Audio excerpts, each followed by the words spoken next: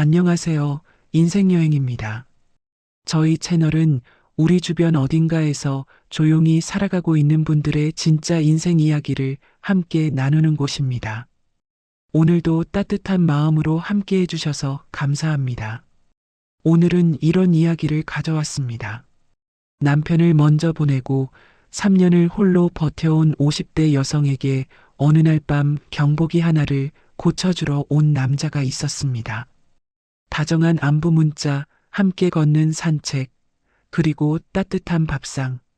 그렇게 시작된 인연이 결혼까지 이어졌는데 어느 날 낯선 여성이 문을 두드립니다. 그리고 이렇게 말합니다.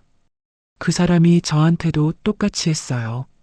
자기 집에서 자기가 작아지고 있다는 것을 느끼면서도 혼자가 두렵다는 이유로 버텨온 한 여성의 이야기. 오늘 이 이야기는 먼 나라 남의 일이 아닐 수 있습니다. 혹시 지금 이 순간에도 외로움 때문에 참고 계신 분이 있다면 오늘 이야기가 작은 힘이 되어 드릴 것입니다. 인생여행과 함께하고 싶으신 분들은 구독 버튼과 좋아요 한번 눌러주세요. 영상이 올라올 때마다 알림을 받으시려면 옆에 종 모양도 눌러주시면 됩니다. 여러분 한 분 한 분의 응원이 이 이야기들을 세상에 전하는 가장 큰 힘입니다. 그럼 지금부터 선영 씨의 이야기 속으로 함께 떠나보겠습니다. 챕터 1 새벽 2시의 경보음. 김선영이 눈을 뜬 것은 새벽 4시였습니다. 천장을 바라보는 눈이 이미 말짱했습니다. 잠에서 깬 것이 아니라 처음부터 잠들지 못한 사람의 눈이었죠. 선영은 천천히 옆으로 고개를 돌렸습니다. 남편이 쓰던 자리, 그 베개 위에는 아무것도 없었습니다. 3년이 지났습니다. 3년이 지났는데도 그 자리가 비어 있다는 사실이 여전히 심장 한 켠을 건드렸습니다. 선영은 천천히 몸을 일으켰습니다. 발이 바닥에 닿는 순간 차가운 냉기가 발바닥을 타고 올라왔습니다. 슬리퍼를 신고 거실로 나갔습니다. 창밖은 아직 어두웠습니다. 멀리 아파트 단지 가로등만 혼자 빛을 내고 있었죠. 선영은 부엌으로 가서 물을 한 잔 떠왔습니다. 식탁 앞에 앉아 물컵을 두 손으로 감쌌습니다. 따뜻하지도 않은 물이었는데 그 차가운 감촉이 오히려 정신을 붙들어 주었습니다. 이 집은 넓었습니다. 방 3개에 거실과 주방이 넉넉하게 펼쳐진 아파트였습니다. 남편이 살아있을 때는 작게 느껴지기까지 했던 공간이 혼자 남겨지고 나서는 밤마다 다르게 느껴졌습니다. 낮에는 괜찮았습니다. 햇빛이 들어오고 마트를 다녀오고 딸 지은이와 전화를 하다 보면 하루가 어떻게든 지나갔습니다. 그러나 밤이 깊어지면 달랐습니다. 집안의 불을 하나씩 끄고 침실로 들어서는 그 순간 낮 동안 꾹 눌러두었던 것들이 수면 위로 올라왔습니다. 혼자라는 것, 이 넓은 공간에 자신 하나뿐이라는 것이 숨처럼 몸 안으로 파고들었습니다. 선영은 물컵을 식탁 위에 내려놓으며 중얼거렸습니다. 나 왜 이러고 있나? 스스로에게 하는 말이었습니다. 대답해줄 사람이 없는 집에서 선영은 자주 이렇게 혼자 말을 했습니다. 남편 김재호가 세상을 떠난 건 3년 전 초겨울이었습니다. 갑작스러운 심장 발작이었습니다. 그날 밤 선영은 곁에 있었습니다. 침실에서 갑자기 쓰러지는 남편을 붙잡으며 선영은 소리를 질렀습니다. 여보, 여보. 이름을 불렀습니다. 흔들었습니다. 구급대원이 오기까지 걸린 시간이 15분이었는데 선영에게 그 15분은 수십 년처럼 느껴졌습니다. 남편의 손이 점점 식어가는 것을 느끼면서도 선영은 그 손을 놓을 수가 없었습니다. 병원에 도착해서도 의사가 나와 고개를 숙이는 순간까지도 선영은 무슨 일이 일어나고 있는지 몸이 먼저 알고 머리가 나중에 따라오는 것 같았습니다. 그날 이후로 선영은 갑작스러운 소리에 약해졌습니다. 초인종 소리, 누군가 문 두드리는 소리, 밤중에 윗집에서 들리는 발소리. 무언가 예상치 못한 소리가 나면 가슴이 먼저 반응했습니다. 아무 일도 아니라는 걸 알면서도 몸이 그날 밤을 기억하고 있었습니다. 그날도 그랬습니다. 선영이 물컵을 들어 마지막 한 모금을 마시려던 순간이었습니다. 갑자기 집안이 날카로운 소리로 가득 찼습니다. 삐. 가스 경보기였습니다. 주방 천장에 달린 하얀 기계에서 쉬지 않고 경보음이 울려댔습니다. 순간 선영의 손에서 물컵이 기울었습니다. 손이 굳었습니다. 다리가 굳었습니다. 몸 전체가 그 소리에 못 박힌 듯 움직이지 않았습니다. 남편이 쓰러지던 그 밤이 떠올랐습니다. 눈앞의 주방이 그날 밤의 침실과 겹쳐졌습니다. 심장이 귀 옆에서 뛰는 것 같았습니다. 아! 선영은 짧게 소리를 냈습니다. 그리고 이를 악물었습니다. 정신 차려. 정신 차려야지. 선영은 두 손으로 식탁을 짚고 몸을 일으켰습니다. 다리가 말을 들었습니다. 한 걸음, 두 걸음. 주방 쪽으로 걸어가 가스레인지 아래 밸브를 확인했습니다. 잠겨 있었습니다. 이상이 없었습니다. 선영은 후다닥 거실 창문을 열었습니다. 찬바람이 밀려들었습니다. 경보음은 한동안 계속 울리다가 이윽고 멈췄습니다. 집안이 조용해졌습니다.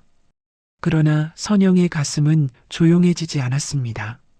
창가에 서서 선영은 두 팔로 자신의 몸을 감쌌습니다. 밤바람이 차가웠습니다. 그런데도 창문을 닫지 못했습니다. 이 집안에 혼자 있다는 사실이 이 순간만큼은 도저히 버텨지지 않았습니다. 선영은 벽에 걸린 시계를 봤습니다. 새벽 2시 10분이었습니다. 선영은 핸드폰을 집어들었습니다. 손가락이 관리실 번호를 찾았습니다. 전화를 걸면서도 선영은 입안으로 중얼거렸습니다. 이 시간에 전화해도 되는 건지. 그러나 결국 통화 버튼을 눌렀습니다. 신호음이 2번 울렸습니다. 네, 관리실입니다. 남자 목소리였습니다. 생각보다 또렷하고 침착한 목소리였죠. 선영은 잠깐 말을 잃었다가 입을 열었습니다. 저기, 죄송한데요. 지금 가스 경보기가 울렸는데 밸브는 이상이 없는데 불안해서요. 죄송합니다. 이 시간에. 동호수가 어떻게 되세요? 523호입니다. 잠시만 기다려주세요. 바로 올라가겠습니다. 전화가 끊겼습니다. 선영은 핸드폰을 손에 쥔 채 현관 쪽을 바라봤습니다. 누군가 온다는 사실만으로 어깨에서 힘이 조금 빠졌습니다. 10분이 채 지나지 않아 현관벨이 울렸습니다. 선영이 문을 열었습니다. 남자가 서 있었습니다. 점퍼를 걸치고 공구 가방을 든 50대 중반으로 보이는 남자였습니다. 이마에 약간의 땀이 배어 있었는데 표정은 급하지 않았습니다. 이정훈입니다. 들어가도 될까요? 낮은 목소리였습니다. 아, 네.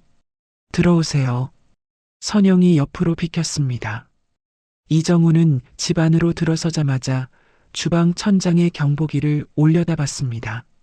가방을 내려놓고 사다리도 없이 의자를 당겨 올라섰습니다. 능숙한 손놀림으로 기계 덮개를 열고 안쪽을 들여다봤습니다. 선영은 조금 떨어진 자리에 서서 이정훈의 뒷모습을 바라봤습니다. 오래된 기계네요. 이정훈이 안쪽을 보며 혼잣말처럼 중얼거렸습니다. 교체한 지 꽤 됐나요? 남편이. 설치했을 때부터니까 10년은 넘은 것 같아요. 선영이 조심스럽게 대답했습니다. 이정훈은 고개를 끄덕이며 가방에서 새 기계를 꺼냈습니다. 오래된 기계를 내리고 새 것을 다는데 5분도 걸리지 않았습니다. 의자에서 내려온 이정훈이 가방을 다시 챙기며 말했습니다. 오작동이었어요. 센서가 오래되면 이렇게 갑자기 울리는 경우가 있습니다. 새 것으로 달았으니 이제 괜찮으실 겁니다. 감사합니다. 정말 죄송해요. 이 시간에 선영이 고개를 숙였습니다. 이정훈이 가방 지퍼를 잠그며 고개를 들었습니다. 괜찮습니다. 이런 거 연락하시라고 저희가 있는 거예요. 그래도 혹시 또 이상하시면 언제든 연락 주세요. 그리고 나가려다가 멈추며 한마디를 덧붙였습니다. 많이 놀라셨죠? 그 말이었습니다. 짧은 말이었습니다. 기술자가 일을 마치고 의례적으로 건네는 말일 수도 있었습니다. 그런데 선영은 그 말을 듣는 순간 가슴이 내려앉는 것 같았습니다. 무너진다는 것이 이런 것인지 선영은 입술을 꾹 눌러 다물었습니다. 네, 좀 그랬어요. 겨우 그 말만 했습니다. 이정우는 인사를 하고 집을 나갔습니다. 현관문이 닫혔습니다. 선영은 한동안 그 문을 바라봤습니다. 다시 집안이 조용해졌습니다. 경복이도 사람도 없는 집이었습니다. 선영은 천천히 소파로 걸어가 앉았습니다. 무릎 위에 두 손을 올리고 앉아 아무것도 하지 않았습니다. 창밖으로는 여전히 새벽 가로등만 켜져 있었습니다. 챕터 2 명함 한 장. 이정훈이 두고 간 명함은 작았습니다. 두꺼운 흰 종이에 이름과 전화번호만 인쇄된 단순한 명함이었습니다. 선영은 그것을 지갑 안쪽 칸에 넣어두었습니다. 넣어두고는 꺼내보지 않으려 했습니다. 그런데 지갑을 열 때마다 눈이 그리로 갔습니다. 마트 계산대에서, 약국에서, 커피숍에서 선영은 명함을 보면서 그날 밤 이정훈의 목소리를 떠올렸습니다. 많이 놀라셨죠? 그 말이 자꾸 귓가에 맴돌았습니다. 사흘이 지났습니다. 선영은 저녁을 먹고 식탁을 닦다가 문득 주방 천장을 올려다봤습니다. 새로 단 경보기가 조용히 붙어 있었습니다. 선영은 행주를 손에 쥔 채 잠시 서 있었습니다. 그리고 식탁으로 돌아가 지갑에서 명함을 꺼냈습니다. 핸드폰을 들었습니다. 문자창을 열고 번호를 입력했습니다. 손가락이 자판 위에서 멈췄습니다. 뭐라고 쓰지? 선영은 잠시 생각하다가 천천히 글자를 눌렀습니다. 안녕하세요. 523호입니다. 며칠 전에 경보기 봐주셔서 감사했습니다. 요즘도 가끔 이상한 소리가 나는 것 같아서요. 보내고 나서 핸드폰을 식탁 위에 내려놓았습니다. 그리고 곧장 부엌으로 가서 남은 그릇을 씻기 시작했습니다. 핸드폰을 보지 않으려 했습니다. 그릇 하나를 다 씻었을 때 진동이 울렸습니다. 선영은 손을 닦고 핸드폰을 집어들었습니다. 내일 오전에 한 번 더 확인해 드리겠습니다. 괜찮으세요? 선영은 그 짧은 문장을 2번 읽었습니다. 네, 감사합니다. 답장을 보내고 선영은 핸드폰을 가슴 쪽에 잠깐 붙였다가 내려놓았습니다. 스스로도 그 행동이 우습다는 걸 알았습니다. 그런데 멈출 수가 없었습니다. 다음 날 오전 10시가 조금 넘어 벨이 울렸습니다. 이정우는 약속한 시각보다 일찍 왔습니다. 선영이 문을 열자 그는 어젯밤과 같은 점퍼 차림이었습니다. 번거롭게 해드려서 죄송해요. 선영이 먼저 말했습니다. 이정훈이 고개를 저으며 들어섰습니다. 아닙니다. 새로 달았어도 한 번 더 확인하는 게 맞아요. 이정훈은 주방 천장을 꼼꼼하게 살폈습니다. 기계를 손으로 눌러보고 테스트 버튼을 눌러 반응을 확인했습니다. 이상이 없었습니다. 정상입니다. 혹시 소리가 어디서 났는지 혹시 기억하세요? 선영이 손으로 거실 쪽을 가리켰습니다. 저쪽인 것 같기도 하고 사실 정확히는 모르겠어요. 예민해진 건지. 이정훈이 거실 쪽도 한 바퀴 둘러봤습니다. 선영은 그 뒷모습을 바라보다가 부엌으로 갔습니다. 커피 한 잔 드실래요? 금방 돼요. 이정훈이 잠깐 멈칫하다가 대답했습니다. 괜찮으시면요. 선영은 커피 2잔을 내렸습니다. 이정훈은 공구 가방을 현관에 세워두고 식탁 앞에 앉았습니다. 선영이 컵을 놓고 맞은편에 앉았습니다. 처음에는 말이 없었습니다. 두 사람 다 커피잔만 내려다봤습니다. 이정훈이 먼저 입을 열었습니다. 이 아파트 사신 지 오래됐어요? 20년 됐어요. 애들 어릴 때 이사 왔거든요. 오래됐네요.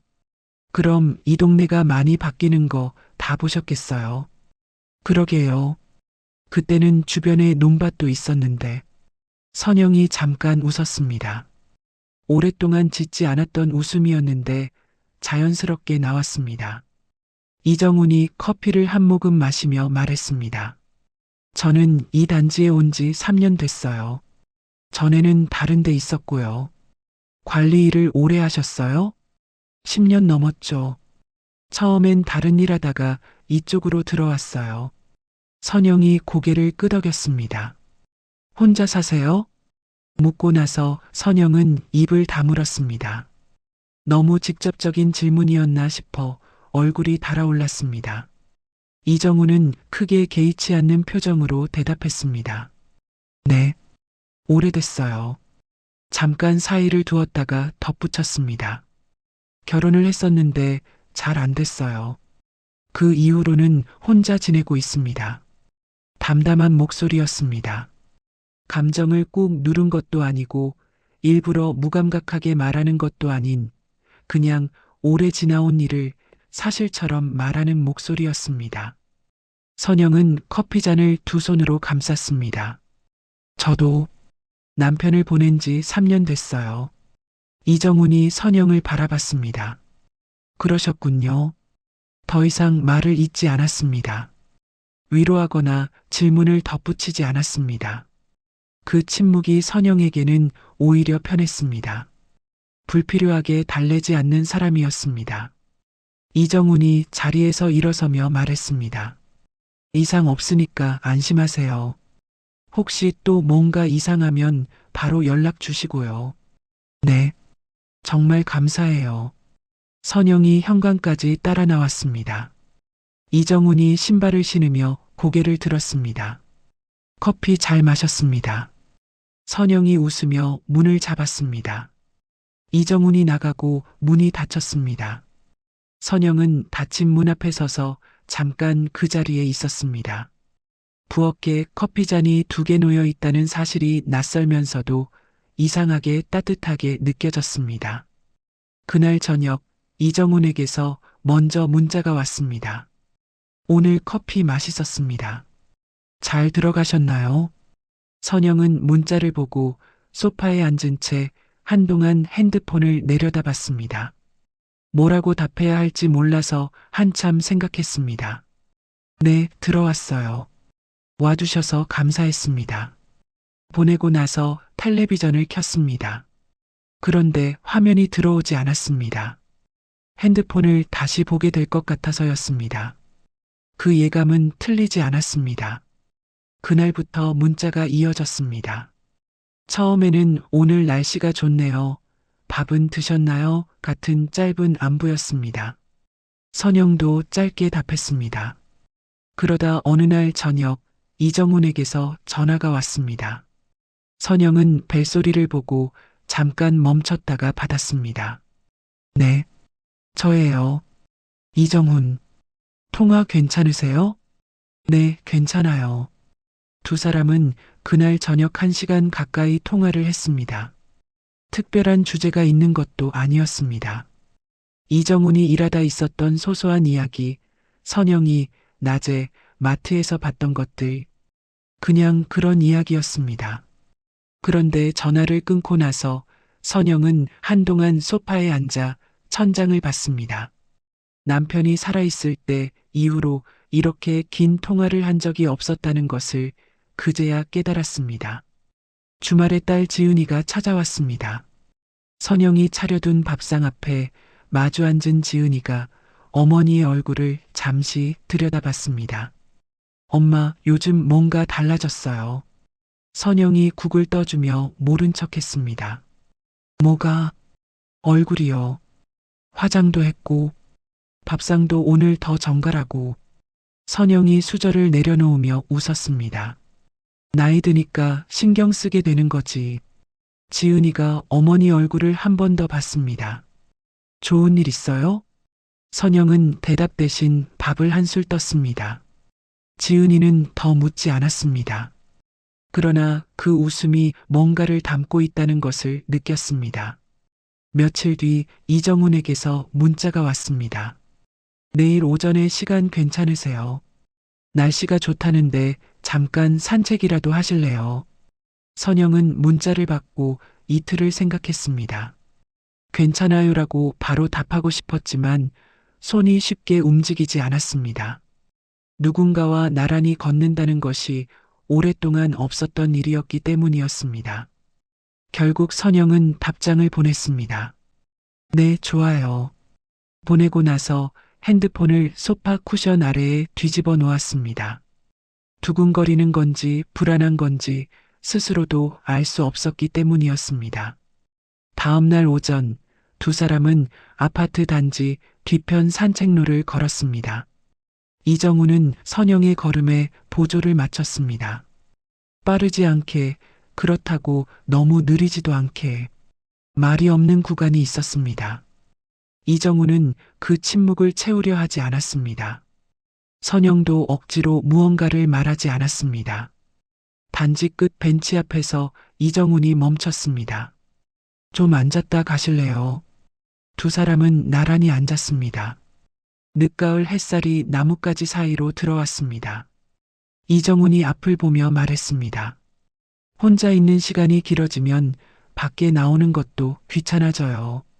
선영이 그 말에 고개를 돌렸습니다. 맞아요. 나가야지 하면서도 안 나가게 되는 거 있잖아요. 그래서 저는 일부러 점심은 꼭 밖에서 먹으려고 해요. 안 그러면 하루 종일 사람 얼굴을 못 보는 날이 생기거든요. 선영은 그 말을 듣다가 시선을 앞으로 돌렸습니다. 저도 그런 날이 있어요. 이정훈이 짧게 대답했습니다. 그럼요. 두 사람은 잠시 같은 방향을 바라보며 앉아 있었습니다. 멀리 아이들이 뛰어노는 소리가 들려왔습니다. 선영은 집으로 돌아오는 길에 자신의 걸음이 올 때보다 가볍다는 것을 느꼈습니다. 어디가 달라진 것인지는 몰랐습니다. 다만 발이 바닥을 딛는 감각이 아까와 달랐습니다. 선영은 그 감각을 이름 붙이지 않기로 했습니다. 그냥 걸었습니다. 챕터 3 함께라는 말의 무게. 산책 이후로 두 사람이 만나는 횟수가 늘었습니다. 이정우는 일주일에 두세 번 선영의 집 근처로 왔습니다. 함께 밥을 먹거나 단지 안을 걷거나 선영이 차려준 밥상 앞에 마주 앉거나 거창한 것은 없었습니다. 그냥 그런 시간들이 쌓여갔습니다. 선영은 이정훈이 오는 날에는 아침부터 냉장고를 열어봤습니다. 무엇을 해줄까 생각하면서 장을 봤습니다. 그 시간이 싫지 않았습니다. 아니, 솔직히 말하면 기다려졌습니다. 누군가를 위해 밥을 짓는다는 것이 이렇게 다른 일인지 선영은 3년 만에 다시 알게 되었습니다. 이정우는 밥을 먹을 때마다 짧게 말했습니다. 잘 드시네요. 그 말이 선영에게는 충분했습니다. 어느 저녁 이정훈이 퇴근 후 선영의 집에 들렀습니다. 된장찌개와 계란말이가 놓인 밥상 앞에서 두 사람은 조용히 밥을 먹었습니다. 이정훈이 숟가락을 내려놓으며 입을 열었습니다. 선영 씨는 앞으로 어떻게 살고 싶어요? 선영이 반찬 그릇을 정리하던 손을 멈췄습니다. 앞으로요? 나이 들면서 혼자 사는 게 쉽지 않잖아요. 저도 그렇고. 이정훈이 밥상 위 어딘가를 바라보며 천천히 말을 이었습니다. 혼자 있으면 편하기도 한데 어떨 때는 이게 맞나 싶기도 하거든요. 밥 먹을 때나 자고 일어날 때나. 선영은 아무 말도 하지 않았습니다. 대신 찌개 그릇을 두 손으로 감싸며 이정훈의 다음 말을 기다렸습니다. 우리 같이 살면 어떨까요? 짧은 말이었습니다. 꽃이나 반지 같은 것은 없었습니다. 낭만적인 고백도 아니었습니다. 그냥 밥상 앞에서 된장찌개 냄새가 나는 공기 속에서 꺼낸 말이었습니다. 선영은 그 말을 듣고 시선을 찌개 그릇으로 내렸습니다. 가슴이 두 박자 빠르게 뛰었습니다. 기쁜 건지 무서운 건지 받아들여야 하는 건지 물러서야 하는 건지 선영은 그 자리에서 대답하지 않았습니다. 생각해 볼게요. 이정우는 더 재촉하지 않았습니다. 네, 천천히 생각해 보세요. 그 말이 또 선영의 마음을 건드렸습니다. 서두르지 않는 사람이었습니다. 며칠을 선영은 혼자 생각했습니다. 밤에 눈을 뜨면 그 말이 떠올랐습니다. 같이 살면 어떨까요? 아침에 커피를 마시면서도 그 말이 맴돌았습니다. 딸 지은이에게 전화를 걸었습니다. 선영이 이정훈 이야기를 꺼내자 지은이의 목소리가 달라졌습니다. 잠깐만요, 엄마. 그분이 누구예요?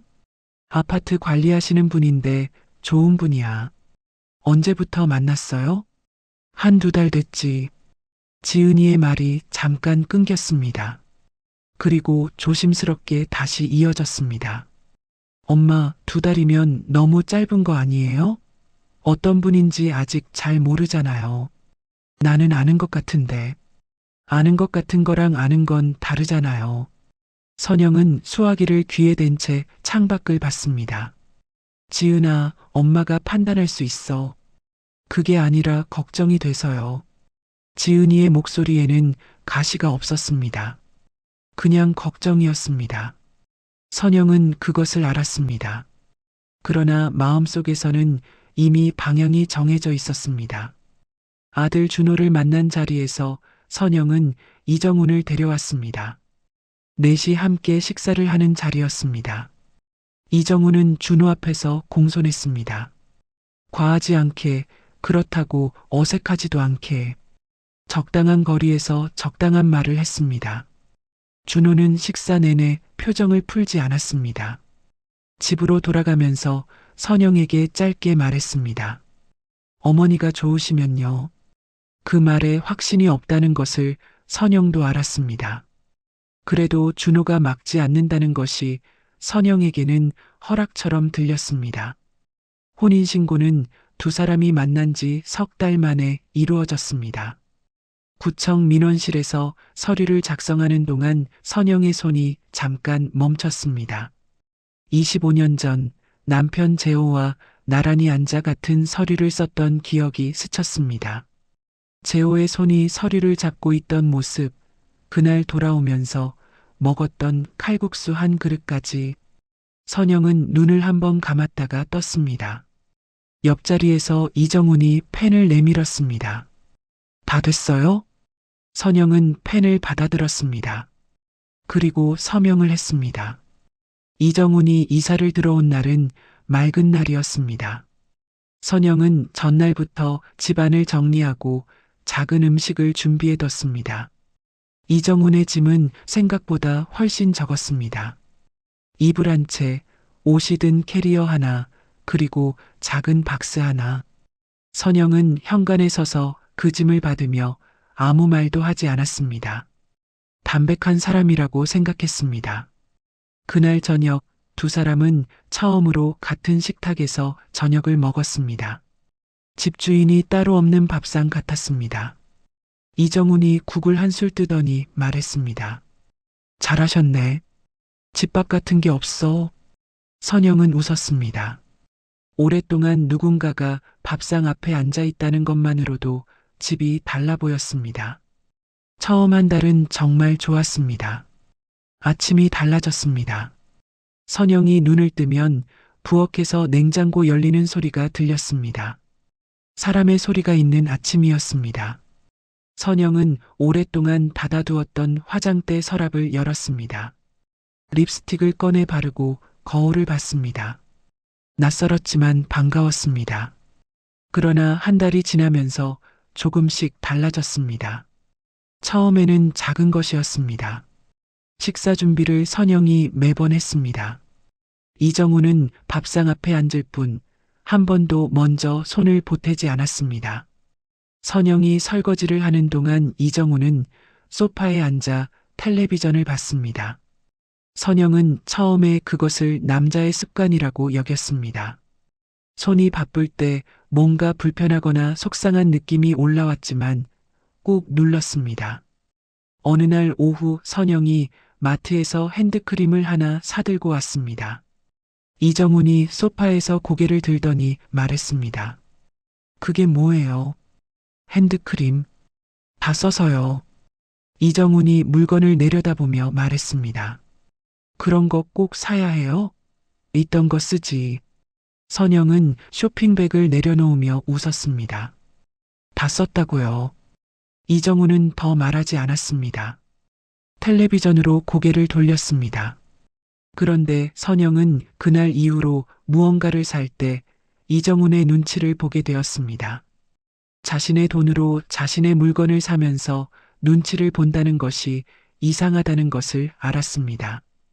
알면서도 멈출 수가 없었습니다. 이미 몸이 먼저 그렇게 움직이고 있었습니다. 겨울이 깊어지던 어느 날 저녁이었습니다. 선영이 보일러 리모컨을 들고 온도를 올렸습니다. 발이 시렸기 때문이었습니다. 이정훈이 소파에서 일어나 다가오더니 리모컨을 가져갔습니다. 그리고 온도를 다시 내렸습니다. 이 정도면 충분해요. 선영이 리모컨을 바라봤습니다. 나는 추운데 조금 있으면 따뜻해질 거예요. 너무 올리면 건조해. 이정훈은 리모컨을 텔레비전 위에 올려두고 다시 소파로 갔습니다. 선영은 그 자리에 서서 아무 말도 하지 않았습니다. 말을 하면 뭔가 나빠질 것 같았습니다. 자기 집 보일러 온도를 마음대로 올리지 못한다는 것이 이상하다는 것을 알았습니다.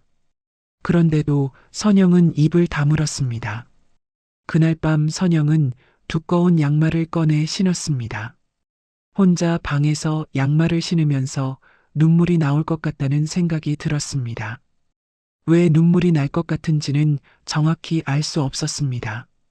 선영은 그 이유를 붙잡고 생각하지 않기로 했습니다. 딸 지은이가 전화를 했습니다.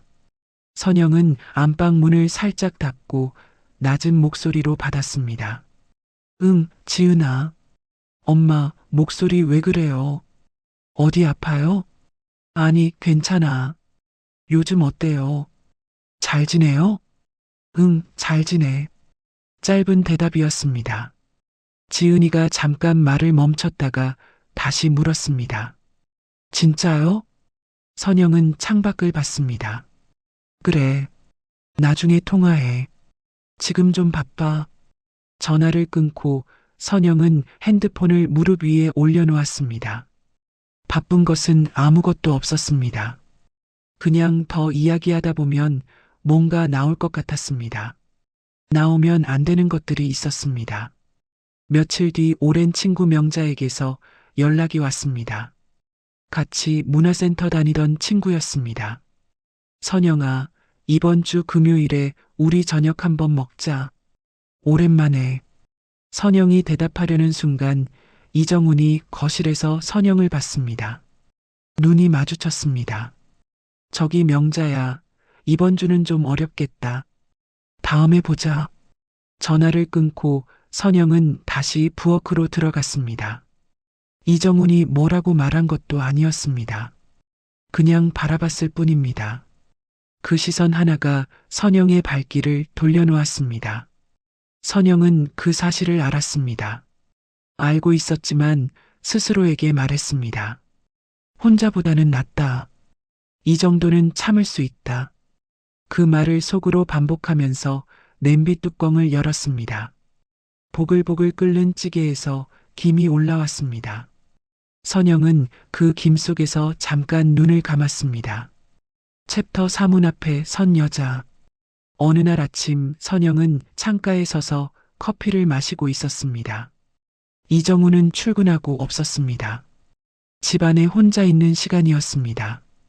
예전에는 그 시간이 무겁게 느껴졌는데 요즘은 오히려 그 시간이 기다려졌습니다. 이정훈이 있는 시간보다 없는 시간이 더 편하다는 것을 선영은 인정하고 싶지 않았습니다. 커피잔을 싱크대에 내려놓으며 선영은 혼자 중얼거렸습니다. 다들 이렇게 사는 거겠지. 스스로를 달래는 말이었습니다. 그때였습니다. 현관벨이 울렸습니다. 택배 올 것도 없었고 누가 온다는 연락도 없었습니다. 선영은 앞치마에 손을 닦으며 현관으로 나갔습니다. 문을 열었습니다. 여자가 서 있었습니다. 50대 중반으로 보이는 여자였습니다. 머리는 단정하게 빗어 넘겼고 베이지색 코트를 입고 있었습니다. 차려입은 차림이었는데 표정이 복잡했습니다. 무언가를 오래 담아온 사람의 얼굴이었습니다. 실례합니다. 혹시 김선영 씨 맞으세요?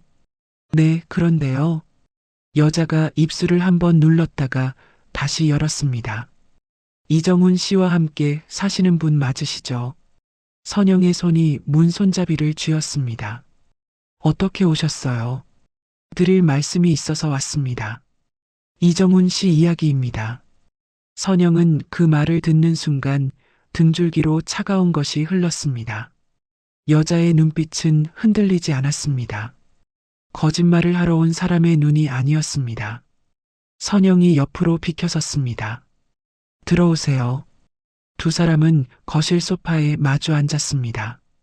여자가 먼저 입을 열었습니다. 저는 박미숙이라고 합니다. 이정훈 씨가 전에 살던 아파트에 살았어요. 선영이 조용히 들었습니다. 드릴 말씀이 많이 놀라우실 수도 있어요. 그래도 꼭 드려야 할 것 같아서 용기를 냈습니다. 미숙이 가방을 무릎 위에 올려놓으며 천천히 말을 시작했습니다. 저도 남편을 먼저 보내고 혼자 살았어요. 그 아파트에서 이정훈 씨를 처음 만난 게 시설 점검으로였어요.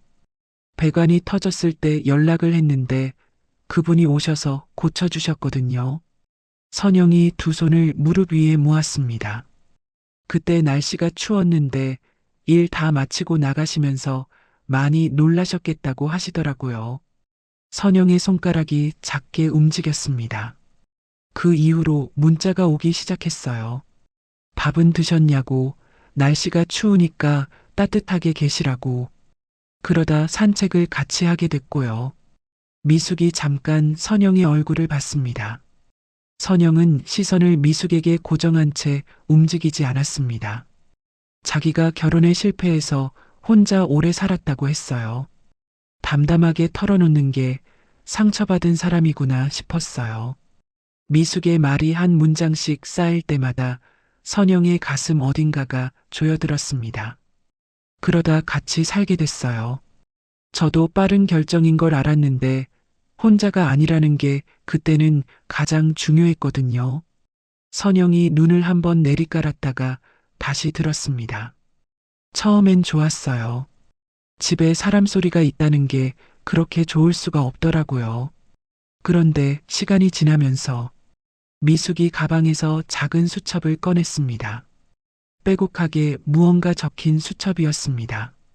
생활비가 다 제 통장에서 나갔어요.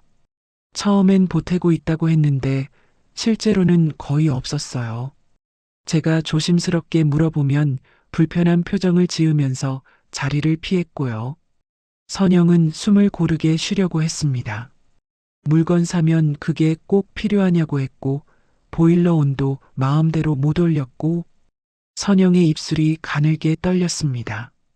친구 만나러 나가려 하면 눈치를 줬어요. 직접 가지 말라는 말은 한 번도 안 했는데 그 눈빛 하나에 제가 발걸음을 돌리게 되더라고요. 미숙이 수첩을 무릎 위에 내려놓으며 선영을 바라봤습니다. 선영 씨, 저한테도 똑같이 했을 거예요. 선영은 대답하지 않았습니다. 대답하지 않아도 됐습니다. 이미 두 사람 사이에 대답은 있었습니다. 선영의 눈가에 무언가 고였습니다. 눈물이 아니었습니다. 눈물보다 더 깊은 곳에서 올라오는 무언가였습니다. 오래 합리화해온 것들이 한꺼번에 힘을 잃는 감각이었습니다. 미숙이 조용히 말을 이었습니다. 저는 1년을 그렇게 살다가 나왔어요. 나오는 것도 쉬운 일이 아니었어요. 나오고 나서 한동안 제가 잘못한 건 아닌가 싶기도 했고요. 미숙이 수첩을 다시 가방에 넣으며 말했습니다. 그분 이전에 또 있었어요. 비슷한 방식으로요. 제가 알아봤어요. 선영이 고개를 들었습니다. 반복된 방식이에요. 혼자 사는 여성한테 접근해서 신뢰를 쌓고 같이 살면서 생활비와 집을 쓰다가 상대가 지쳐서 내보낼 때까지 버티는 거예요. 방 안이 조용해졌습니다. 시계 소리만 들렸습니다. 미숙이 자리에서 일어섰습니다. 선영 씨가 어떻게 하실지는 모르겠어요. 그건 선영 씨가 결정하실 일이에요. 저는 그냥 제가 알고 있는 것을 알려드리고 싶었어요. 선영이 소파에서 일어나 미숙을 바라봤습니다. 이런 말씀드리러 오시기 쉽지 않으셨을 텐데. 미숙이 코트 단추를 잠그며 말했습니다.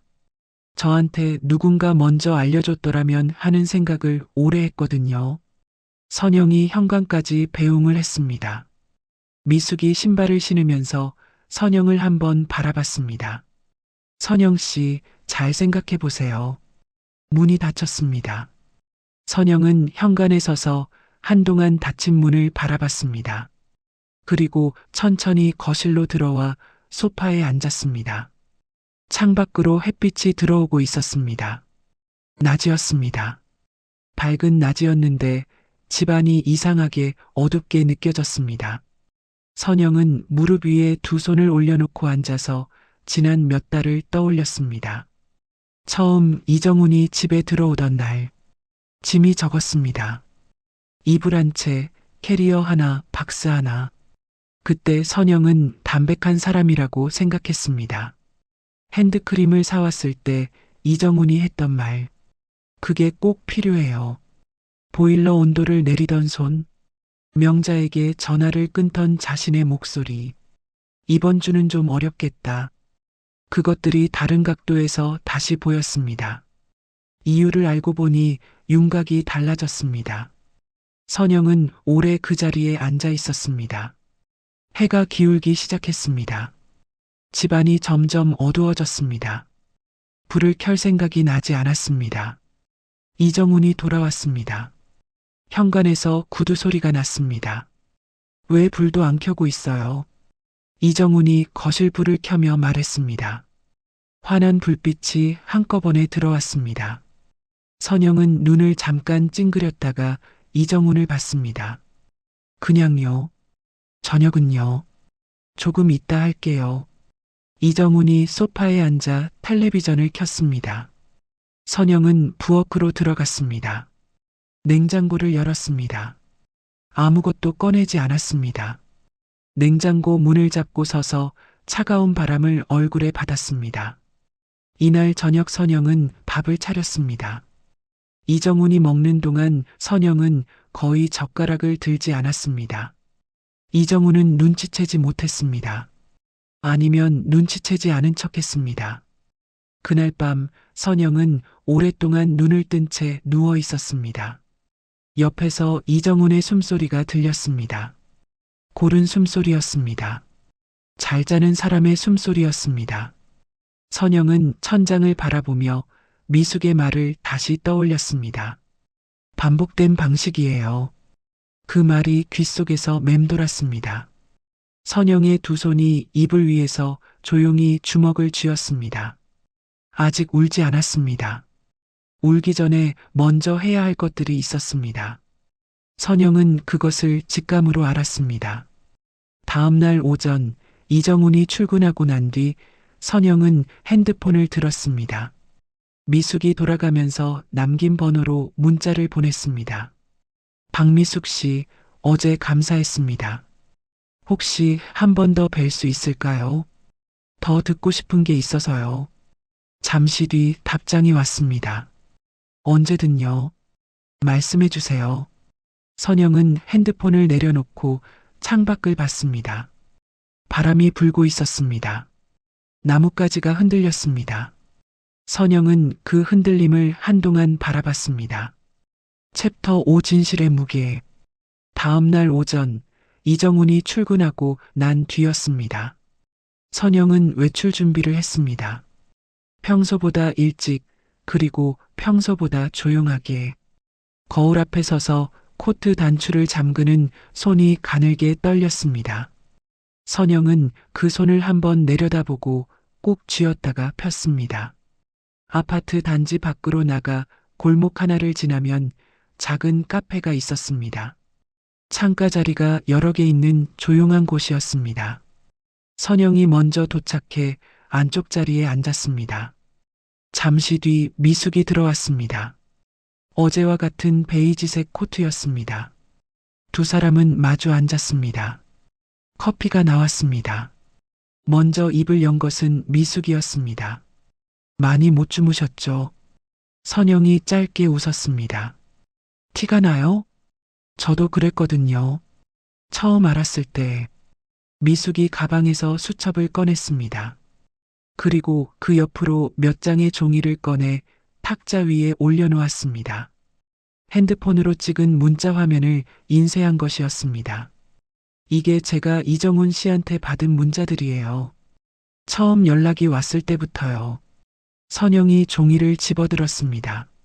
첫 번째 종이에는 이정훈이 미숙에게 보낸 문자들이 있었습니다. 밥은 드셨나요?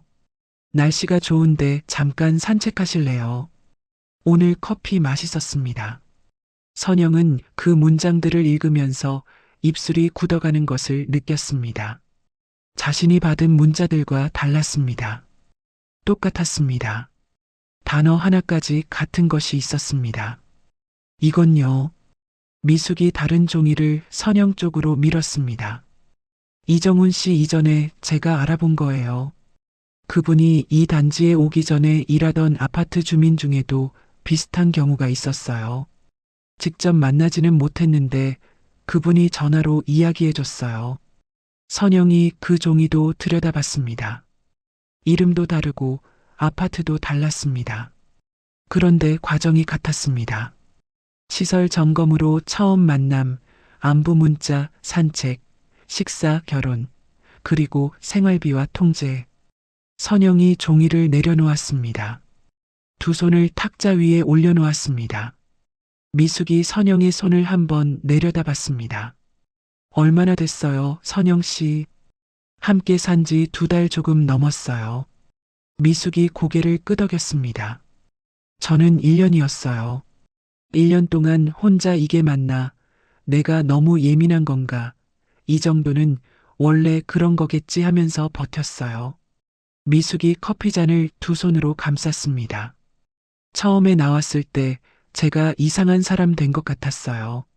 주변에서도 왜 그렇게 빨리 결혼하고 또 이렇게 끝내냐고 했거든요. 그 말들이 너무 힘들었어요. 선영이 미숙을 바라봤습니다.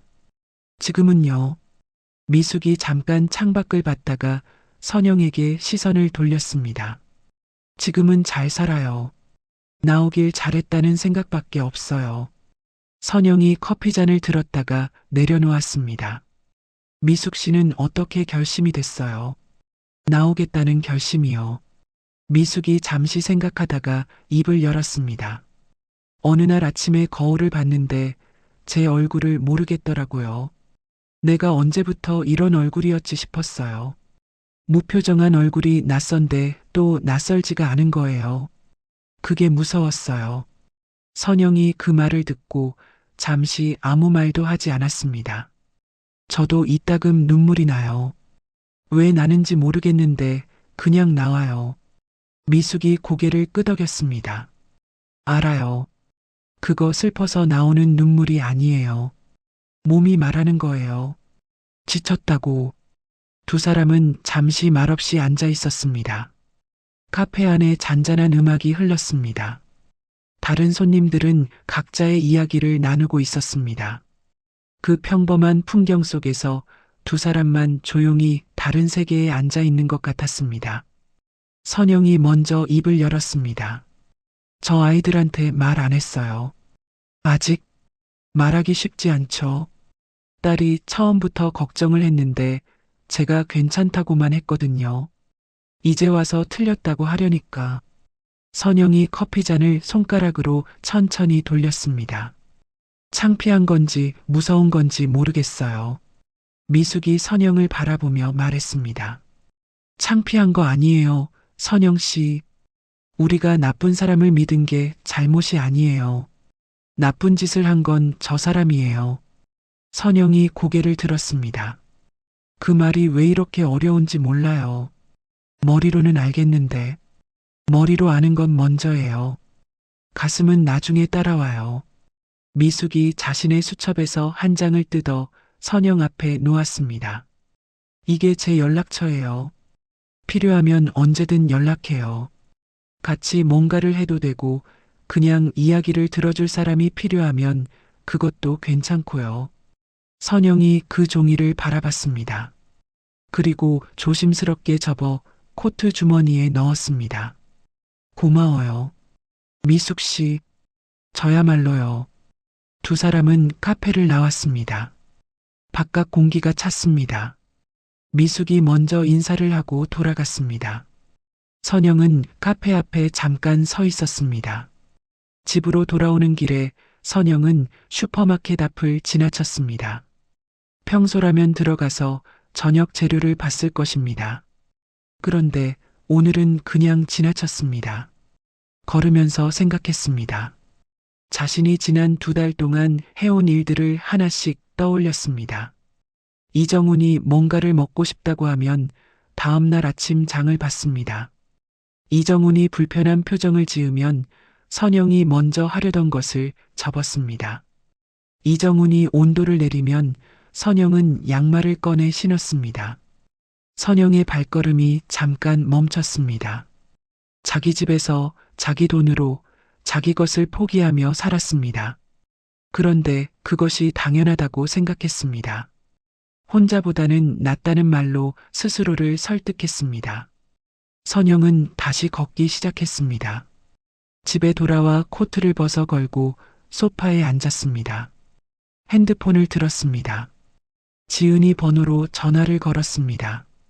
신호음이 2번 울리고 지은이가 받았습니다. 엄마, 웬일이에요? 이 시간에. 선영이 숨을 한번 고르고 말했습니다. 지은아, 이번 주말에 올 수 있어? 오빠한테도 연락해봐. 같이 와. 무슨 일 있어요? 있어.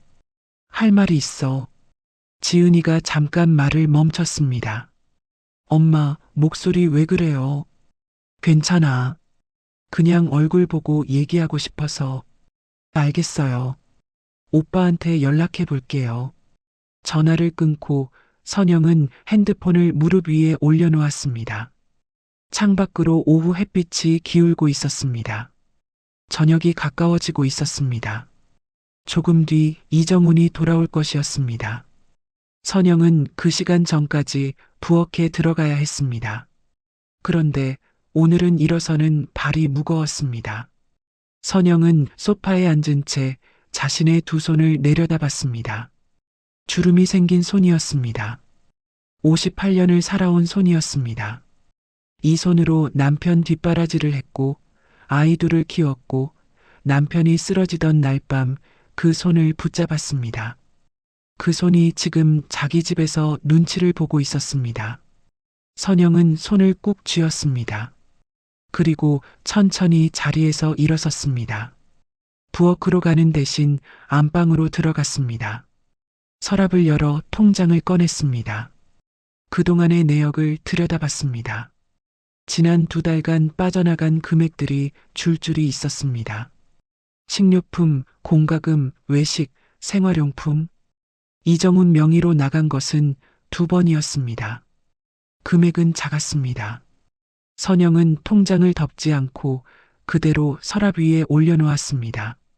그리고 옆에 있는 작은 메모지를 꺼내 숫자들을 적기 시작했습니다. 직접 써놓고 보니 눈이 더 선명하게 그것을 받아들였습니다. 현관에서 소리가 났습니다. 이정훈이 들어오는 소리였습니다. 선영은 메모지를 통장 안에 끼워 서랍에 넣었습니다. 그리고 안방을 나와 부엌으로 걸어갔습니다. 냉장고를 열었습니다. 이정훈이 안방 쪽으로 지나가며 말했습니다. 저녁은요? 선영이 냉장고 안을 보며 대답했습니다. 금방 할게요. 목소리는 평소와 같게 나왔습니다. 그러나 냉장고 안을 바라보는 선영의 눈빛은 달랐습니다. 이제 선영은 알고 있었습니다. 그리고 알고 있다는 것이 힘이 된다는 것도 알았습니다. 주말이 오고 있었습니다. 챕터 6 엄마의 말. 주말 오전 준호와 지은이가 나란히 도착했습니다. 준호는 검은 패딩 차림이었고 지은이는 목도리를 두르고 있었습니다. 선영이 현관문을 열자 두 사람이 거의 동시에 들어섰습니다. 엄마, 얼굴이 왜 이래요? 지은이가 선영의 얼굴을 들여다보며 말했습니다.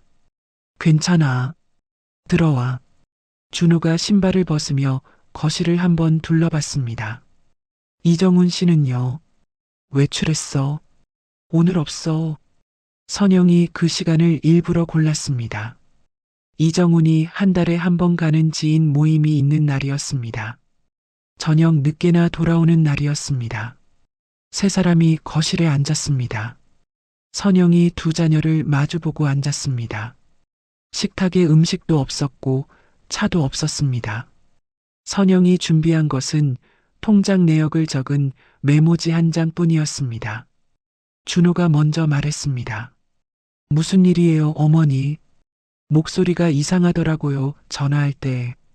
선영이 두 손을 무릎 위에 모으고 천천히 입을 열었습니다. 너희한테 할 말이 있어서 불렀어. 다 들어. 지은이가 오빠 쪽을 한번 봤다가 다시 어머니에게 시선을 맞췄습니다. 선영은 처음부터 이야기했습니다. 박미숙이 찾아왔던 날부터 두 번 만나 확인한 것들까지 천천히 차근차근. 준호는 팔짱을 낀 채 들었습니다. 처음에는 표정이 고요했습니다. 그런데 생활비 이야기가 나오면서 턱이 단단하게 굳어졌습니다. 보일러 온도 이야기가 나왔을 때 준호가 시선을 바닥으로 내렸습니다. 지은이는 입술을 꽉 물고 들었습니다. 선영이 말을 이어가는 동안 지은이의 눈이 점점 차오르고 있었습니다. 선영이 미숙에게 들은 이야기까지 모두 마치고 나서 잠시 말을 멈췄습니다. 방안이 조용해졌습니다. 준호가 먼저 입을 열었습니다. 목소리가 낮고 짧았습니다. 그 메모지 나한테 줘봐요. 선영이 접어둔 메모지를 건넸습니다. 준호가 펼쳐서 들여다봤습니다. 눈이 빠르게 숫자들을 짚었습니다. 두 달에 이게 다 나간 거예요? 응. 이정훈 씨가 낸 건 이게 전부고요? 선영이 고개를 끄덕였습니다. 준호가 메모지를 탁자 위에 내려놓았습니다. 그리고 두 손으로 얼굴을 한번 감쌌다가 폈습니다. 제가 처음에 이상하다 느꼈어요. 준호의 목소리가 조금 갈라졌습니다. 같이 밥 먹던 날 그 사람 보면서 뭔가 이상하다는 느낌이 있었는데 그냥 어머니가 좋으시면 되지 싶어서 넘어갔어요. 그게 제가 잘못한 거예요. 선영이 고개를 저었습니다. 내가 잘못한 거 없어. 아니에요. 준호가 메모지를 다시 집어들었습니다. 저 알아볼게요. 이런 경우에 어떻게 할 수 있는지. 그때였습니다. 지은이가 울기 시작했습니다. 소리 없이 눈물이 흘렀습니다. 손으로 입을 막고 어깨를 작게 떨었습니다. 선영이 지은이 쪽으로 손을 뻗었습니다. 지은아, 엄마가 보일러 온도도 못 올렸다고요. 지은이가 손을 떼며 말했습니다. 목소리가 잠겨 있었습니다. 자기 집에서 추우면 따뜻하게 하고 싶은데 그것도 못하고 살았잖아요. 선영이 아무 말도 하지 않았습니다. 제가 전화할 때 목소리가 이상하다 싶었어요. 근데 엄마가 괜찮다고 하니까 그냥 믿었어요. 제가 더 물어봤어야 하는데. 지은이가 손등으로 눈물을 닦았습니다. 나도 잘못한 게 없어. 선영이 지은이의 손을 잡았습니다. 엄마도 괜찮다고 했잖아. 너한테 말 못한 건 엄마야. 왜 말 못했어요? 선영이 잠깐 창밖을 봤다가 지은이에게 시선을 돌렸습니다. 처음에 내가 걱정했을 때 엄마가 괜찮다고 했잖아. 그때 이미 틀렸다고 하기가 어려웠어. 그리고 선영이 말을 잠깐 멈췄습니다. 창피했어. 이 나이에 이런 일을 당했다는 게. 지은이가 선영의 손을 두 손으로 감쌌습니다. 엄마가 창피할 일이 아니에요. 엄마가 나쁜 짓 한 게 아닌데 왜 엄마가 창피해요? 선영이 고개를 끄덕였습니다. 눈이 조금 붉어졌습니다. 그래도 울지 않았습니다. 준호가 핸드폰을 꺼내며 말했습니다. 어머니, 결정하셨어요? 선영이 준호를 봤습니다. 응, 내보낼 거죠. 그래. 준호가 핸드폰에 무언가를 적기 시작했습니다. 제가 내일 알아볼게요. 이런 경우에 어떻게 정리할 수 있는지. 서류가 필요한 게 있을 거예요. 어머니 통장 내역 사진 찍어둬요. 영수증도 남은 거 있으면 다 챙겨놓고요. 그 박미숙 씨도 도와주겠다고 했어. 준호가 고개를 들었습니다. 진술 같은 거 써줄 수 있대요? 그렇다고 했어. 준호가 다시 핸드폰에 무언가를 적었습니다. 잘 됐어요. 같은 방식으로 당한 사람이 있다는 게 증명이 되면 도움이 돼요. 지은이가 눈물을 그치고 선영의 손을 꼭 쥐었습니다. 엄마, 우리가 있어요. 선영이 지은이의 손을 마주 쥐었습니다. 알아. 무서운 거 없어요. 우리가 같이 할 거니까. 선영이 지은이를 바라봤습니다. 그리고 준호를 봤습니다. 준호는 핸드폰에 시선을 두고 있었지만 눈가에 힘이 들어가 있었습니다. 고마워. 선영이 조용히 말했습니다. 준호가 핸드폰을 내려놓으며 말했습니다. 어머니, 저 오늘 처음 드리는 말씀이 있어요. 선영이 아들을 바라봤습니다. 어머니가 혼자서 다 감당하려 하지 말고 저한테 기대도 돼요. 그게 자식이잖아요. 선영이 입술을 한번 눌렀다가 말했습니다. 내가 그 말 해줄 줄 몰랐네. 저도 몰랐어요. 준호가 짧게 웃었습니다. 웃음 뒤로 눈이 조금 붉어 있었습니다. 세 사람은 오후 내내 이야기를 나눴습니다. 해가 기울어가도 아무도 먼저 일어서지 않았습니다. 준호가 필요한 서류들을 정리했고 지은이는 미숙과 연락할 방법을 물었습니다. 선영은 안방에서 통장과 영수증들을 꺼내왔습니다. 탁자 위에 그것들이 놓이자 세 사람이 나란히 들여다봤습니다. 숫자는 거짓말을 하지 않았습니다. 저녁이 가까워질 무렵 준호가 자리에서 일어섰습니다. 저 오늘 일찍 가야 해요. 내일 아침에 알아봐야 할 게 있어서. 지은이도 일어섰습니다. 엄마, 나는 더 있을까요? 선영이 고개를 저었습니다. 괜찮아. 어서 들어가. 이정훈 씨 오면요? 그냥 평소처럼 있을게. 아직은 그게 맞아. 준호가 코트를 입으며 말했습니다. 어머니, 혼자 감당하려고 하지 마요. 뭔가 이상하거나 무서운 상황 생기면 바로 연락해요. 그래. 선영이 두 사람을 현관까지 배웅했습니다. 지은이가 나가다가 뒤를 돌아 선영을 안았습니다. 짧은 포옹이었습니다. 엄마, 잘했어요. 말해줘서. 선영이 지은이의 등을 한번 두드렸습니다. 문이 닫혔습니다. 선영은 현관에 서서 닫힌 문을 바라봤습니다. 집안이 다시 조용해졌습니다. 그런데 이번 조용함은 달랐습니다. 아까보다 가벼웠습니다. 선영은 안방으로 들어가 통장을 다시 꺼냈습니다. 이번에는 처음부터 끝까지 천천히 들여다봤습니다. 그리고 날짜별로 금액을 다시 정리해 적었습니다. 손이 떨리지 않았습니다. 밤 9시가 넘어서 현관 소리가 났습니다. 이정훈이 들어왔습니다. 집에 있었어요? 응. 저녁은요? 냉장고에 있어. 이정훈이 부엌 쪽으로 갔습니다. 선영은 거실 소파에 앉아 텔레비전을 켜놓고 있었습니다. 화면이 보이지 않았습니다. 소리만 들렸습니다. 이정훈이 데운 음식을 가지고 식탁에 앉았습니다. 선영은 자리에서 일어서지 않았습니다. 안 먹어요? 이미 먹었어. 이정훈이 혼자 밥을 먹는 소리가 났습니다. 숟가락이 그릇에 닿는 소리, 국을 떠먹는 소리. 선영은 그 소리들을 들으면서 소파에 앉아 있었습니다. 며칠이 더 필요했습니다. 준호가 알아보는 동안, 미숙이 서류를 준비하는 동안, 그 며칠을 선영은 평소처럼 버텨야 했습니다. 선영은 리모컨을 집어들고 채널을 돌렸습니다. 손이 차분했습니다. 부엌에서 이정훈이 그릇 소리를 냈습니다. 선영은 고개를 돌리지 않았습니다. 핸드폰이 진동했습니다. 준호에게서 문자가 왔습니다. 어머니, 내일 오전에 알아보고 연락드릴게요. 오늘 잘 주무세요. 선영이 짧게 답장을 보냈습니다. 그래. 고마워. 핸드폰을 내려놓고 다시 텔레비전을 봤습니다. 이번에는 화면이 조금 보였습니다. 챕터 7 나가세요. 며칠이 지났습니다. 준호가 법률 상담을 마치고 선영에게 연락을 했습니다. 미숙이 자신의 경험을 정리한 서류도 준비가 됐습니다.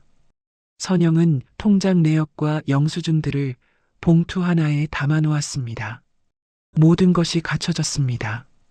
선영은 이정훈의 퇴근 시각에 맞춰 준호에게 연락했습니다. 준호가 오후 4시 반에 도착했습니다. 지은이도 함께였습니다. 거실에 앉은 선영이 두 자녀를 바라보며 말했습니다. 이정훈이 5시쯤 와. 지은이 너는 복도에 있어. 안에서 무슨 소리가 나도 들어오지 말고 내가 문자 보내면 그때 들어와. 지은이가 고개를 끄덕이면서도 선영의 손을 한번 잡았습니다. 엄마, 괜찮겠어요? 선영이 지은이의 손을 마주 쥐었습니다. 괜찮아. 떨리면 떨려도 돼요. 선영이 지은이를 바라봤습니다. 알아. 그래도 괜찮아. 지은이가 복도로 나갔습니다. 거실에 선영과 준호만 남았습니다.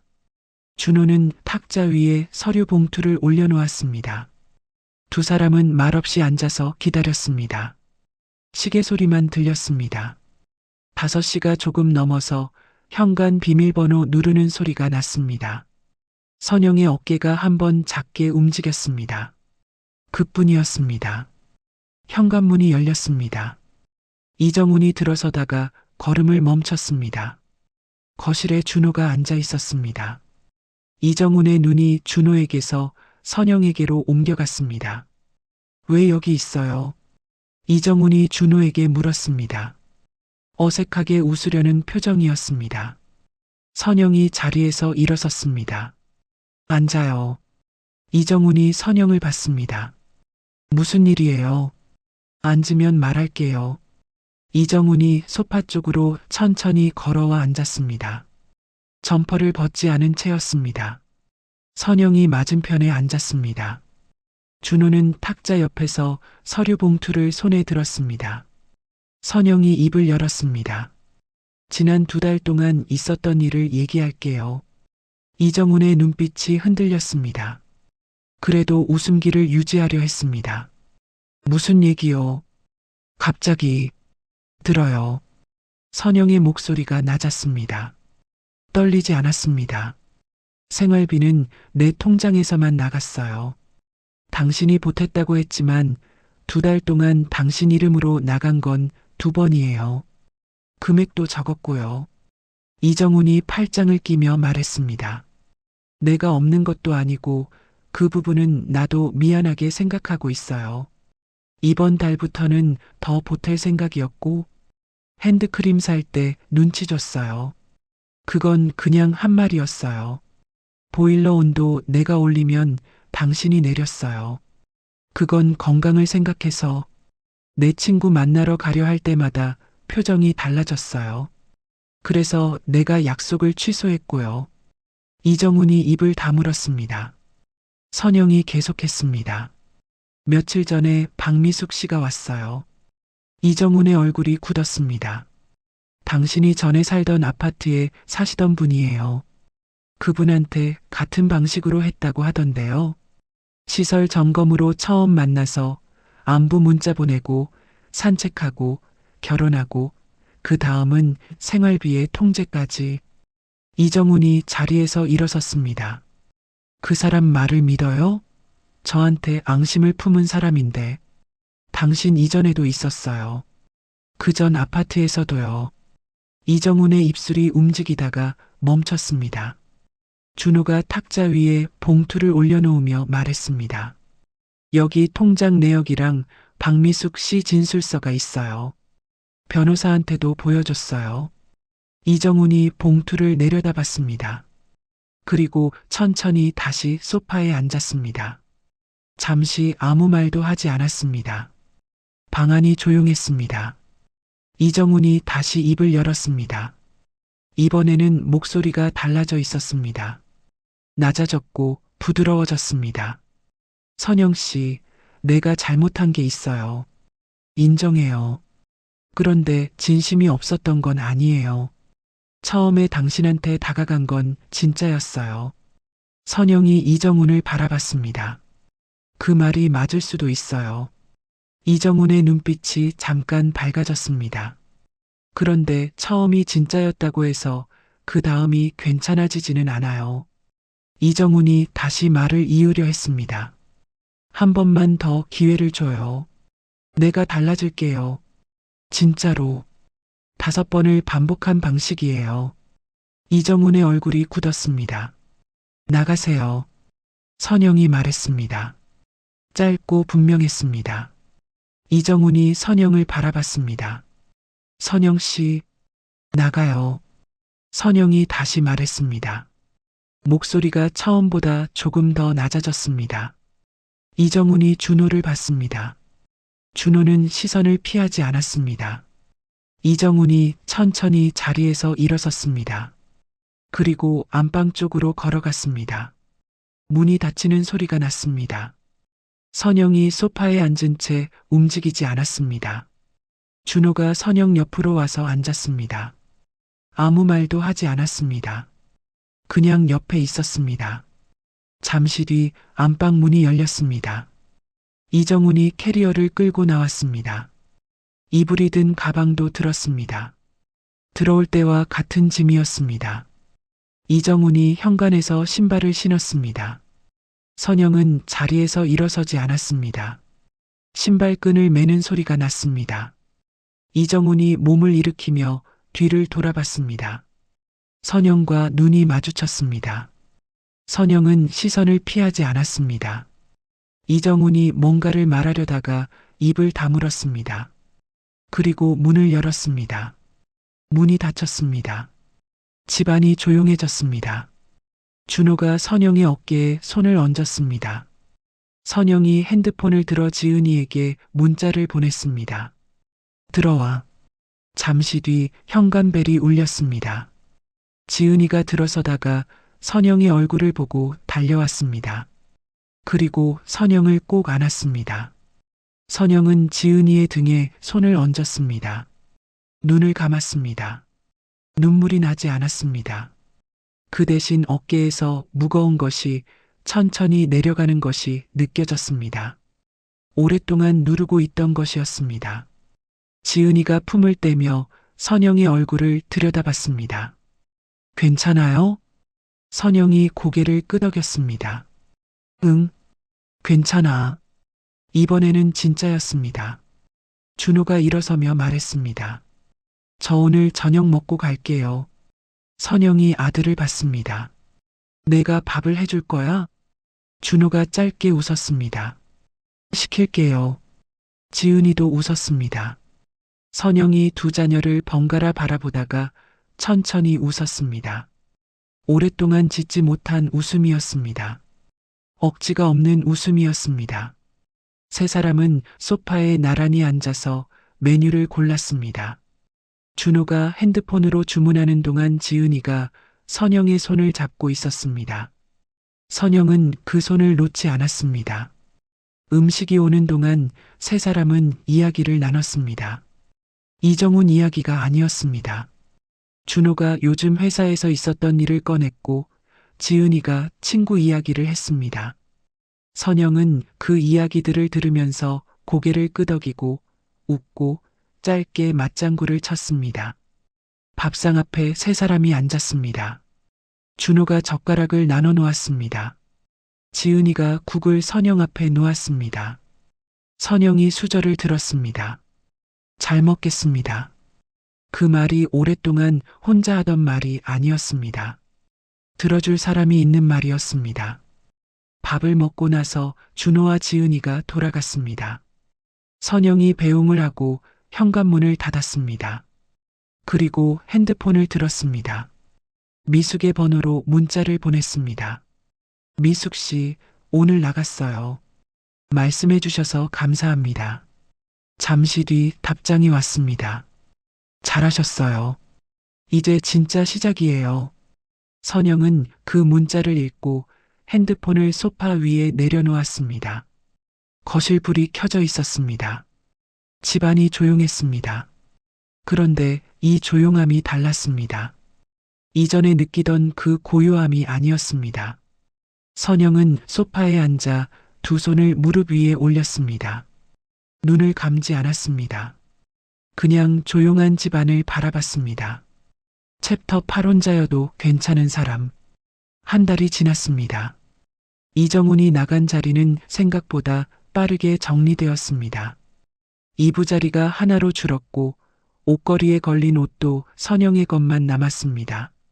세면대 위에 있던 낯선 물건들도 없어졌습니다. 집이 다시 선영의 집이 되었습니다. 처음 며칠은 이상했습니다. 집이 조용하다는 것을 알면서도 몸이 먼저 반응했습니다. 저녁을 차리다가 두 사람 분량을 준비하려다 멈추기도 했고 보일러 온도를 올리면서 잠깐 손이 머뭇거리기도 했습니다. 그 머뭇거림이 이정훈이 그리워서가 아니라는 것을 선영은 알았습니다. 오래 길들여진 몸이 아직 따라오지 못하는 것이었습니다. 선영은 그럴 때마다 리모컨을 들어 온도를 올렸습니다. 자신이 춥다고 느끼는 온도로. 협의 이혼 서류가 처리된 날 준호가 함께 구청에 갔습니다. 선영이 서류를 받아들었습니다. 이번에는 멈추지 않았습니다. 받아서 가방에 넣었습니다. 구청 밖으로 나오며 준호가 선영의 옆에 섰습니다. 배고프지 않아요? 선영이 아들을 봤습니다. 배고프네. 뭐 먹을래요? 국밥. 준호가 웃었습니다. 국밥이요. 오늘은 국밥이 먹고 싶어. 두 사람은 나란히 걸었습니다. 선영이 먼저 발걸음을 뗐습니다. 오랫동안 연락을 끊었던 친구 명자에게 선영이 먼저 전화를 걸었습니다. 신호음이 2번 울리고 명자가 받았습니다. 선영아, 야, 너 어디 있었어? 전화도 없이. 선영이 전화기를 귀에 댄 채 피식 웃었습니다. 미안해. 나 좀 바빴어. 바빠? 얼마나 바빠야 친구 전화를 안 받아. 바빴는데 이제 안 바빠. 그럼 이번 주에 봐. 밥 먹자. 그래. 전화를 끊고 선영은 핸드폰을 내려놓았습니다. 타박이 반가웠습니다. 서운하다는 말 한마디 없이 바로 밥 먹자고 하는 것이 오래된 친구라는 것이 그런 것이었습니다.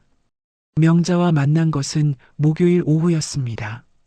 두 사람이 즐겨가던 국수집이었습니다. 명자가 선영의 얼굴을 마주하자마자 말했습니다. 야, 너 많이 수척해졌다. 선영이 자리에 앉으며 말했습니다. 살 빠진 거야. 좋게 빠진 게 아니잖아. 무슨 일 있었어? 선영이 물컵을 들며 잠깐 생각했습니다. 있었어. 나중에 얘기할게. 명자가 선영을 한 번 더 바라봤습니다.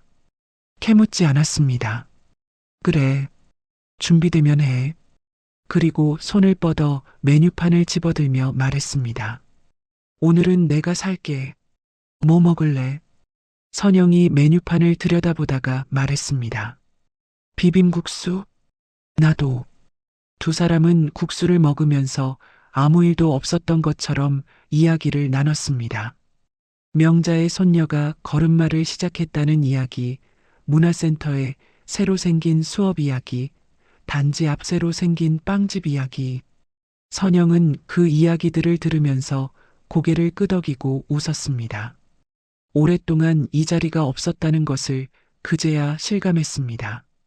지은이와 함께 주말에 시장을 나갔습니다.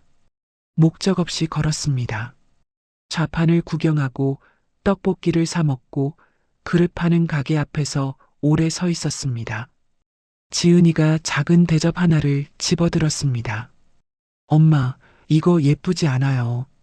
선영이 대접을 들여다봤습니다.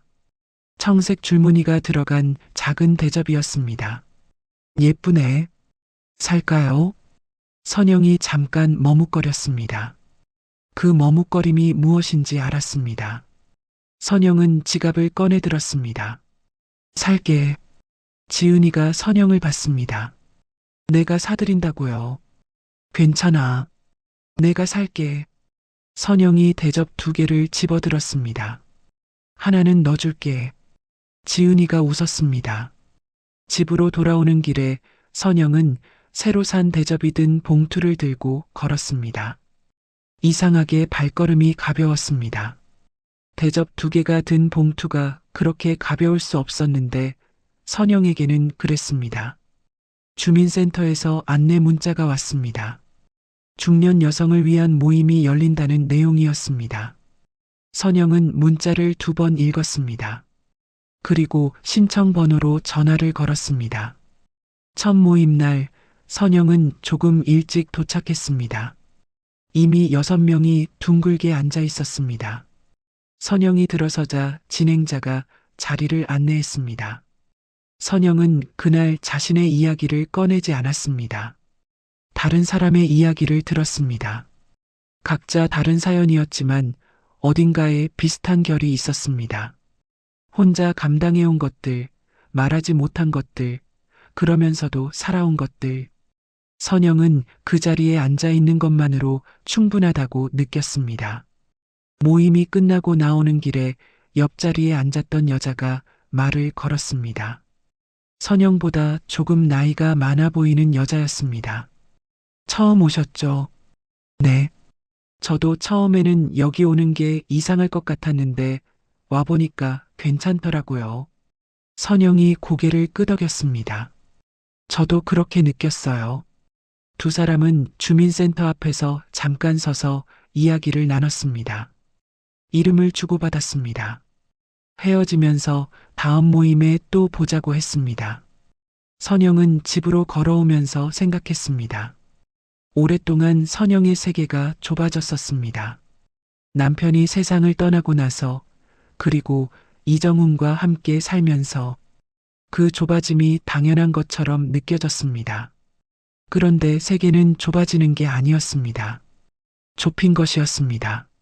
선영이 혹은 누군가가 선영으로 하여금 좁히게 만든 것이었습니다. 다시 넓히면 됐습니다. 천천히 조금씩. 그날 밤 선영은 일찍 잠자리에 들었습니다. 이불을 턱 밑까지 끌어올리고 누웠습니다. 보일러 온도는 선영이 좋아하는 온도였습니다. 발이 따뜻했습니다. 눈을 감으려던 순간이었습니다. 삐 경보음이 울렸습니다. 선영의 몸이 반응했습니다. 심장이 빠르게 뛰었습니다. 그러나 굳지 않았습니다. 선영은 이불을 걷고 일어났습니다. 슬리퍼를 신었습니다. 침실 불을 켜고 주방으로 걸어갔습니다. 가스밸브를 확인했습니다. 이상 없었습니다. 창문을 조금 열었습니다. 차가운 바람이 들어왔습니다. 경보음이 잠시 뒤 멈췄습니다. 선영은 창문을 닫았습니다. 냉장고에서 물을 꺼내 한 잔 따랐습니다. 식탁 앞에 앉아 물을 마셨습니다. 3년 전 남편이 쓰러지던 밤에도 이 식탁에 앉아 있었습니다. 그 이후로 갑작스러운 소리가 날 때마다 그날 밤이 되살아났습니다. 그리고 그 두려움이 이정훈을 집 안으로 들인 첫 번째 문이 되었습니다. 선영은 물컵을 두 손으로 감쌌습니다. 그 문이 이제 닫혔습니다. 선영의 손으로. 선영은 물을 다 마시고 자리에서 일어났습니다. 식탁 위 물컵을 씻어 엎어 놓았습니다. 불을 껐습니다. 침실로 들어갔습니다. 이불 속으로 들어가 누웠습니다. 천장을 잠깐 바라봤습니다. 아무 소리도 없었습니다. 집이 조용했습니다. 선영은 눈을 감았습니다. 이튿날 아침이었습니다. 선영은 오랜만에 오전 시간에 혼자 카페를 찾았습니다.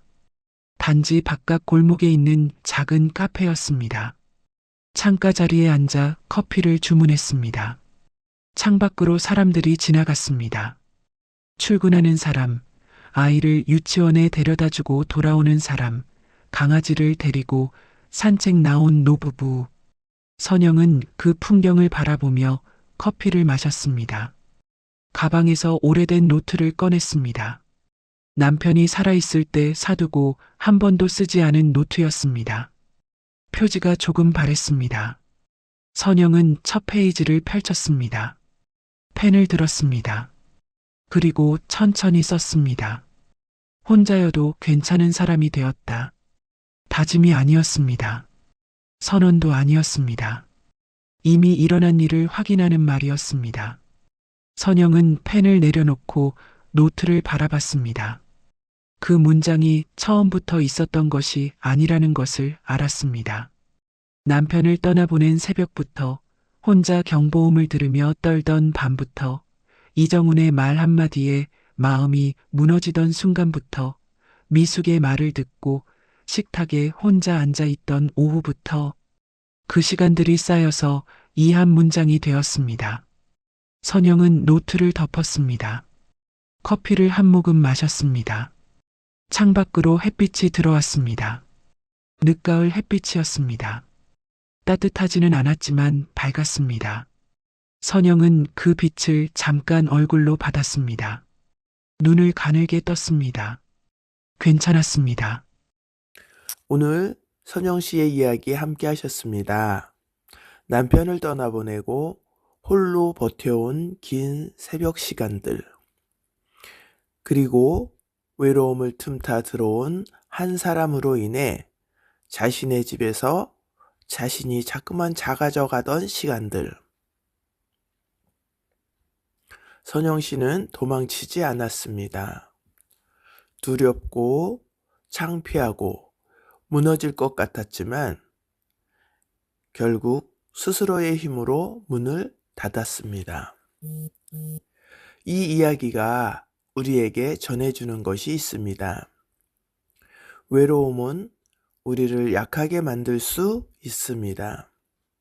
하지만 그 외로움을 채우기 위해 내린 잘못된 선택은 혼자일 때보다 더 깊은 외로움을 만들어냅니다. 진짜 외로움은 혼자 있는 것이 아닙니다. 잘못된 사람과 함께 있을 때, 자기 집에서 자기가 작아질 때, 비로소 그때가 가장 외로운 순간입니다. 오늘 이 이야기를 함께 하신 여러분께 한번 여쭤보고 싶습니다. 지금 내 삶에서 나는 온전히 나로 살고 있습니까? 누군가의 눈치를 보느라 혹은 혼자가 두렵다는 이유로 정작 너무나 소중한 나 자신을 어딘가에 미뤄두고 있지는 않습니까? 선영 씨가 노트에 적었던 그 한 문장 기억하시나요? 혼자여도 괜찮은 사람이 되었다. 그 문장은 처음부터 있던 것이 아니었습니다. 수많은 새벽을 버텨내고 외로움과 마주하고 다시 일어서는 시간들이 쌓여서 만들어진 문장이었습니다. 여러분도 그 문장을 쓸 수 있습니다. 지금 어떤 자리에 계시든 지금이 시작입니다. 오늘 이 이야기가 마음에 남으셨다면 구독 버튼, 좋아요 버튼 눌러주세요. 여러분의 작은 응원이 이야기를 더 많은 분들께 전달하는 큰 힘이 됩니다. 그리고 주변에 혼자 버티고 있는 분이 계시다면 이 영상 함께 나눠주세요. 인생 여행은 오늘도 당신의 인생을 응원합니다. 인생 여행이었습니다.